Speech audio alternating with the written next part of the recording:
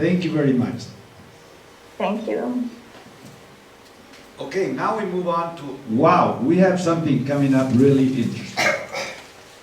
This is Dr. Akbar Hussain, MD, Space Technology Innovator Entrepreneur, Innovative Engineering Solutions for Human Habitation on Mars, Mareekh Dynamics, Smithfield, South Australia. He is going to talk about Craterhab Technology, adapting Martian habitat system to combat chronic hypoxia in high-altitude mining sites in the Andes.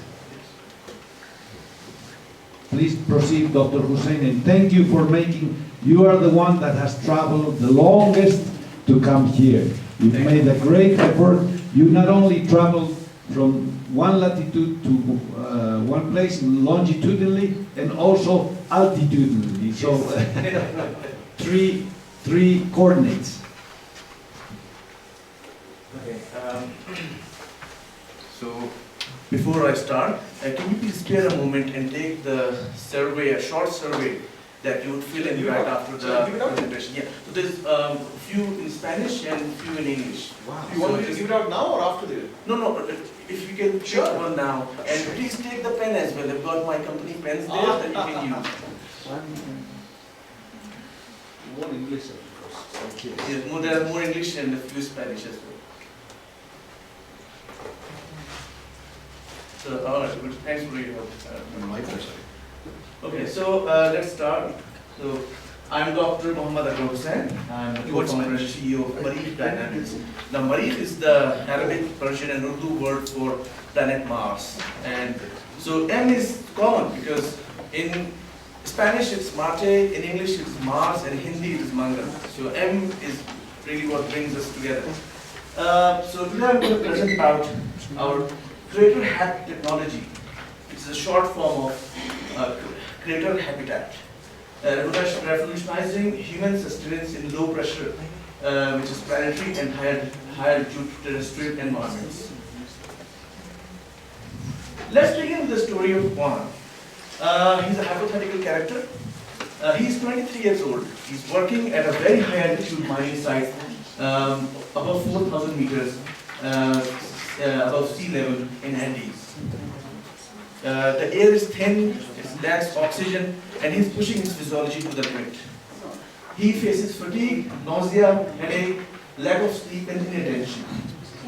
He frequently falls sick and has reduced productivity. It is affecting his work, his life, and his long-term health. So what he's facing is called chronic mountain sickness or Longue's disease, which is a part of the spectrum of altitude sickness, which is related to hypoxia and its related complications. He is acclimatized, but is acclimatization an adaptation or it is a trade-off? It's perhaps a combination of both. And Juan is not alone. He's one of the hundreds of thousands of miners working at very high altitude mining sites in around the world and suffering the same fate. The population of high altitude regions in the world is humongous. Over 1 billion people in the world live in mountains, but over 150 million people call altitudes above 500 meters their home. And a significant fraction of these populations are at risk of altitude sickness. And also, the population of high altitude regions in the world is rapidly increasing due to new economic opportunities like new mining sites and other business opportunities. So, as you can see in the graph, the red is the rapid population growth. You can see the population of Tibet is increasing, but also in South America, in the Andes region. So, I have coined the term high altitude, low pressure HALP environments to differentiate it from the low pressure environments of the planets which don't fall into the high altitude category. So, on Earth, the low pressure environments are usually high altitude, which can be the base camps of highest peaks like Mount Everest or K2, or high altitude settlements, towns or mining operations, and also high altitude research and tourism sites. So for example, in the picture here, this is the base camp of Mount Everest at 5,300 meter altitude. This is Altiplano in Bolivia, 4,900 meters. La Paz 3,500 to 4,100 meters, and Collahuasi mine, for example, at 4,500 meters. So the problems the people face at those altitudes are low atmospheric pressure, low oxygen concentration, radiation, remoteness, and lack of amenities and resources. The health challenges in high altitude, low pressure environments are related to altitude hypoxia mostly, which can be acute mountain sickness that can lead to high altitude cerebral or pulmonary edema and chronic mountain sickness. And that's the chronic, both conditions are a spectrum of different symptoms that affect the health. So the altitude sickness in high altitude, basically the acute mountain sickness affects mainly the high altitude tourists like mountaineers. And they can face complications like high altitude cerebral edema or high altitude pulmonary edema, which can carry up to 40% mortality in untreated cases. The acute mountain sickness can take up to 2 to 3 days to recover and can take up to 40 days to completely adapt to the high altitude low pressure environment. The chronic mountain sickness affects mainly the permanent residents of high altitude regions. Over 140 million people live above 2,500 meters, and nearly 10% of the population is at risk of developing chronic mountain sickness, which leads to reduced life expectancy, reduced productivity, and health burden. And as the population of these regions is increasing, so is the problem of the chronic mountain sickness. The current measures are portable hyperbaric chambers or hypoxia and addition chambers. The advantages are they're small and lightweight, they're economical and easy setup. The disadvantage is that they can be claustrophobic, difficult to access for intervention, and these are not permanent solutions. Other solutions can be rapid descent to lower altitudes and drugs. The advantages are they are more direct, but they are not always practical, and also not feasible at large scale. And they can solve the problem. They do not address the core problem. They mitigate the complications, but they do not mitigate the core problem. So, as a medical doctor, I understand the impact of this problem. But as a space technology innovator, I think I have a solution. Through our innovative Craterhab Technology, which is patented high tensile pressurized fabric domes. We originally designed this concept to create large scale mini terraformed habitats for Mars, to convert Martian craters into mini terraformed habitats. And on Earth, they can be used to create pressurized environments at high altitude, simulating lower altitude equivalent to 2,000 to 2,500 meters, which is more tolerable without losing the acclimatization. So this is the technology overview. A few excerpts from our patent documents. We hold 2 patents for this habitation technology. These are high tensile fabric domes of aramid and silicon composite layers held within a hexagonal Dyneema skeletal framework. So Dyneema is the strongest fabric, and which is 15 times stronger than steel and many times lighter, and which can be organized in a hexagonal skeletal framework. We have done calculations to hold pressures of 2.5 bar in up to 500 meters diameter habitats. These domes can be tethered to the underground concrete anchor system, and we have designed this habitat to have an ability to withstand several bars of inflation pressure. Of course, practically, they would be needed to hold less than 1 bar pressure, but there's always a safety factor that we have to put in. They are scalable and modular, and they have both space and terrestrial applications. So the core concept for Mars is that, so if you look at Mars, it's a small planet with almost no atmosphere, very thin atmosphere, equivalent to 0.06% pressure as compared to Earth. There's a planetary data there. The key figure here is the pressure.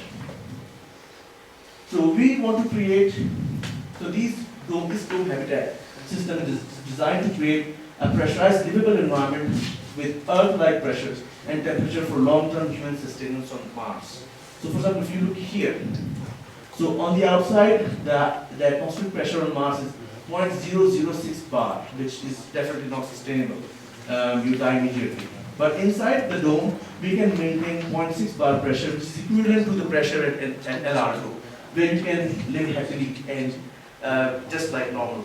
You don't have to maintain sea level pressure here. It is not needed for long-term health.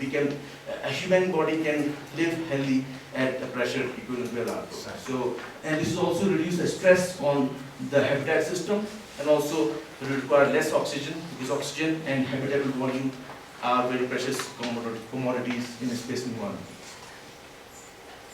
So the core concept for Earth is slightly different. So for Earth, we want to create a similar situation which the mountaineers adapt, which is climb high, sleep low, which means that when they go up a certain altitude and they come down to sleep to recover from the hypoxic damage and maintain their acclimatization. So basically to convert chronic hypoxia, which is unsafe, into acute intermittent hypoxia, which is safe. So for example, there is a human settlement, which could be a mining site or a research or training base at 5,000 meters, where the ambient pressure, atmospheric pressure is 0.5 bar. We can maintain a pressure of 0.7 bar inside the pressurized habitat, which is equivalent to 2,500 meter altitude, where the ambient pressure is 0.75 bar, which is also equal to cabin pressure of the aircraft's cruising altitude. Now, we don't want to maintain sea level pressure in these habitats because it's not needed, and we don't want to lose the acclimatization. So, moving on. So, the terrestrial application of the Craterhab technology is in alpine tourism. We can use 10 to 20 meter diameter pressurized dome systems for immediate treatment of acute mountain sickness, haze and hay. Larger domes in higher altitude tourists can be there for higher altitude tourists to enjoy amenities inside pressurized environments to prevent altitude sickness. Very good application in higher altitude mining above 3,500 meters, where the miners can spend few hours, like sleeping hours, inside the pressurized habitats equivalent to the pressure at 2,500 meter altitude without losing the acclimatization and converting the chronic hypoxia situation into acute intermittent hypoxia, which has a better health outcome. We can also create permanent health facilities in high altitude cities like El Alto to treat the chronic mountain sickness. And they can also be used for human habitation at very high altitude research and research sites such as astronomy, climate change, ecosystems, extreme of fire research, equipment testing and human and testing of and research on human physiology, including training of astronauts on Mars, which I'll talk about shortly. So there's an interesting business case in high altitude mining, and if you look at that, so the most of the high altitude mines in the world are concentrated in the Andes region. So Bolivia, there's one very high altitude mine in India, a few in China, but lots of in Peru, Chile, and Argentina. Now, but the case for Bolivia is a very curious one, because most of the high altitude mines in Bolivia are above 3,600 meters, and none below that, because of the altiplano geographical situation of Bolivia. In fact, some of the world's largest mines are located at very high altitude, such as Escondida mine at 3,100 meters, but also Grasberg mine in Indonesia, 4,200 meter, Antamina mine in Peru, 4,300 meter. I missed this one. This is in Peru, and that's at 4,800 meter. Toromocho, I can't pronounce that name. But these are just the copper mines. There are few gold and aluminium and silver mines which are even at higher altitude, approaching 5,000 meters, including the newly opened Filo del Sol mine at IBHP, which is up to 5,200 meters.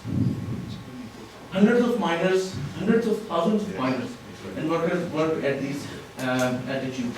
So the pressurized habitat systems may achieve short-term intermittent hypoxia, improving health and productivity, and achieving longevity and quality of life. So the total addressable market for revenue loss in high altitude mining operations due to altitude sickness above 2,500 meters altitude mines is around $16 billion, and serviceable accessible market in South America is up to $4.5 billion, and serviceable obtainable market for very high altitude mines about 3,500 meters sits around $2 billion. And these are just the conservative estimates. The actual figures are much higher. So the advantage of Craterhab to be used for these environments, they're spacious, accommodate multiple people, they're scalable, they're interconnected for ease of movement, and will give a community-like experience. Round-the-clock use, comfort, including incorporation of amenities, customizable interiors, they're easy to maintain, they're made of sustainable material, and the dome shape integrates well into the surroundings. They're scalable for Earth applications. It can be 20 to 50 meter in diameter, and very good for mental and physical well-being, with opportunity of social interactions and recovery from hypoxia on a daily basis. So our future vision is to use this technology for permanent human settlement on Mars, and provision of mini terraformed environments inside Martian craters through these pressurized inflatable habitats, which will maintain temperature and protect against radiation. We have another technology incorporated in these domes called active integrated radiation shield, which we have a separate patent for it, but the discussions beyond the details are beyond this discussion. These domes can be easily maintained and repaired, and will provide a comfortable shirt-sleeve environment. Now, coming back to Earth, halfway to Mars is a conceptual framework to bridge the gap between living on Earth and living on Mars. So, we have proposed creation of astronaut training bases above altitude of 5,000 meters and above for the training of astronauts destined for Mars. And I coined the term Marstronauts for that. I know it's a funny term, but I think it's very relatable.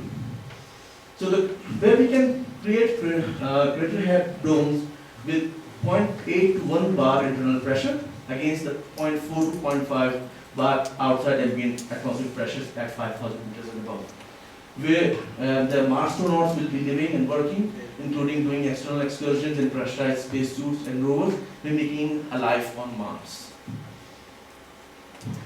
So, if you look at the parameters of the domes on Mars, the external pressure is 0.006, or pretty much vacuum, with a habitat pressure of 0.6 bar and endurance of 0.6 bar between inside and outside pressures. We can make these domes at sea level, but we have to maintain a much higher pressure than 1 bar, like from 1.3 to 1.6 bar, with an endurance of 0.3 to 0.6. But they will not be optimized for astronaut training. You don't want to train astronauts in hyperbaric environments. The best location would be very high altitude sites where the external pressure is 0.5 bar. There could be domes from 0.8 to 1 bar, the endurance of 0.3 to 0.5 bar. And the advantage is that there could be two different types of domes. One can be 1 bar pressure dome for endurance testing of the habitat system, and domes of 0.8 bar with the endurance of 0.3 bar for acclimatization training of astronauts for Mars habitats. Now this is a literature review.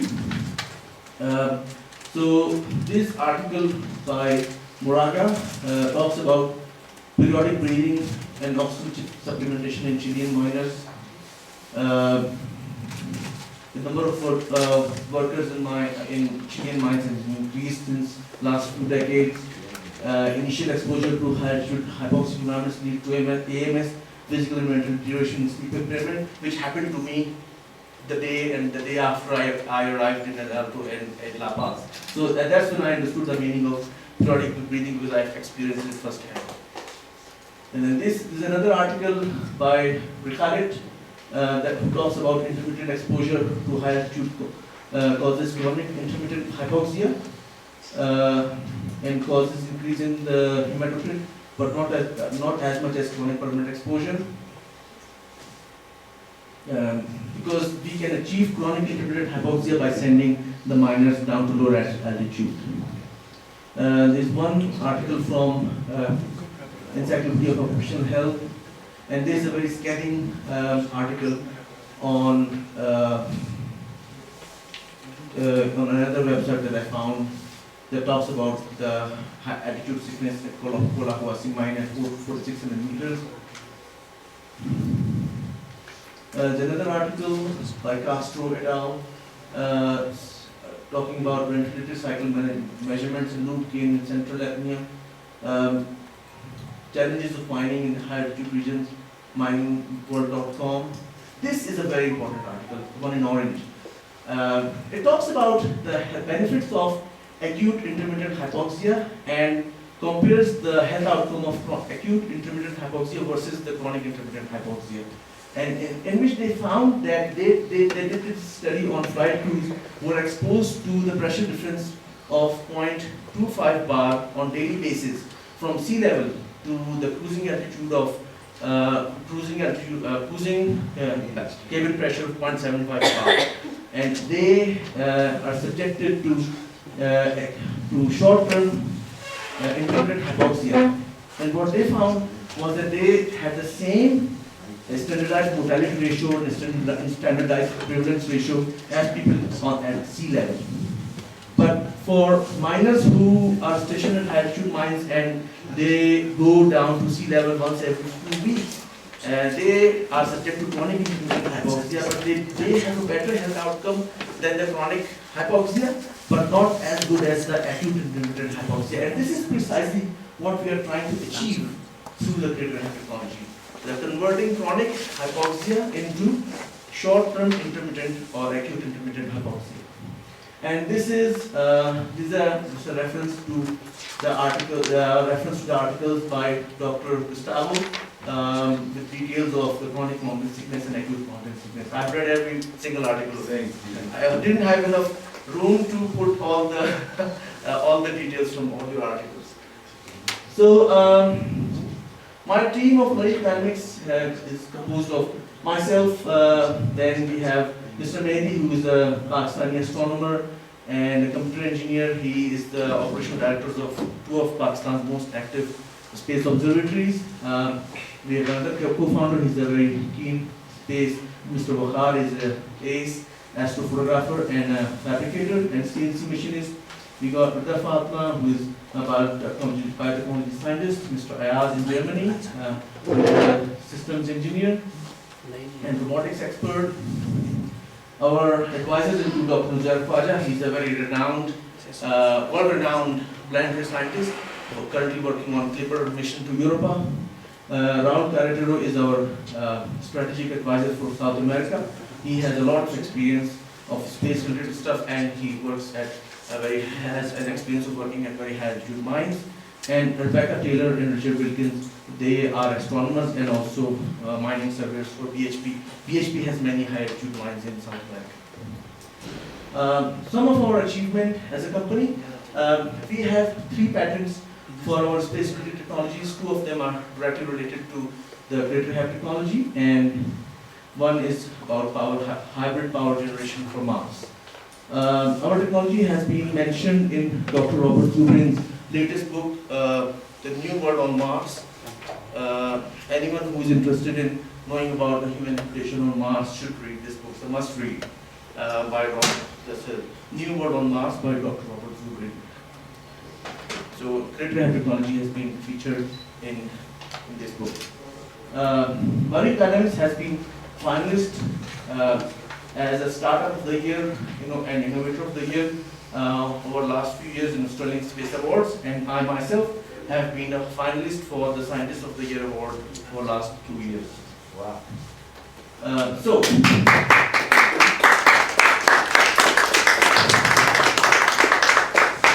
hopefully one day I will be the Scientist of the Year, but so far I have been the finalist, which is also still a great achievement. So let's build the future stronger together. This is my favorite AI-generated photo of Marstronaut shaking hands with the present-day miner. So this is where they are going to help each other. So the space guy, through his technology, is already going to help the people on Earth, and they will use the technology to make this happen in the future. So 2 timelines of humanity meeting together. So, Mareekh Dynamics. Now, there's something that I like about the logo. It's MD, okay? But there's something else in the logo. Do you know what it is? These are the peaks of the NDs of Tibet.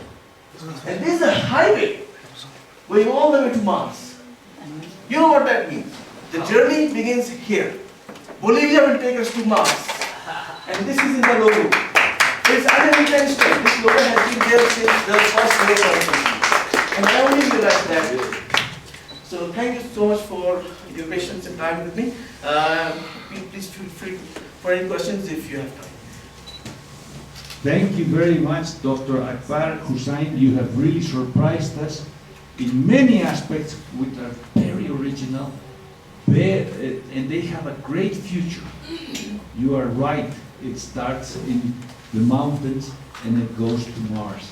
That's definitely what's going to happen. And your contribution is admirable because of the technology you're developing. I am totally surprised. So, do we have a few questions? Anybody would like to have a question? Anyone?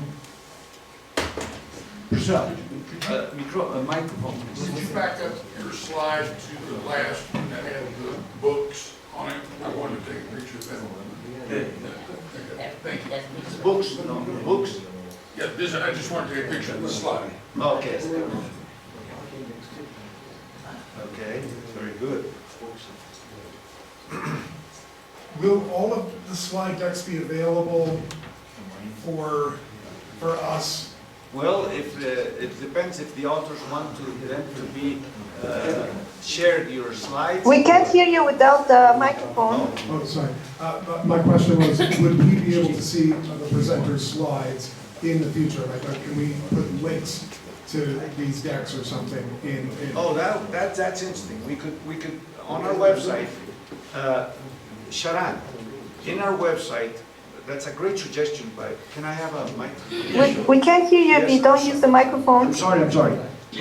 That's a great suggestion by Dr. Thomas Craig.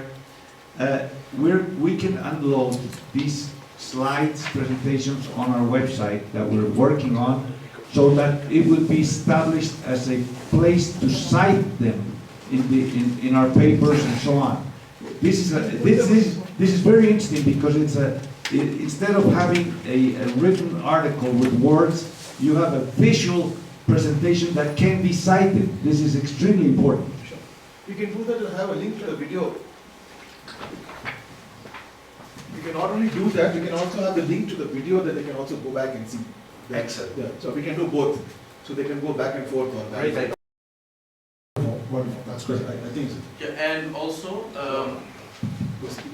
because I didn't know that you were going to put the video on your website, so I made my own video and I'm going to upload it on YouTube, and that will be on our website as well. So we got our company's card there. Please feel free to take. So yeah, it will be available on the internet. I love to upload all the contents that I have. I don't normally keep things secret. What's the point? Everyone should know about this. That's So right. yeah, there's a lot of information on our website. Anything else? Any other question? Probably. There's just congratulations in the chat. Thank you. Thank you very much. Thank you very much. Okay, so we're going to have a final conference, and I ask everyone their apologies. Every talk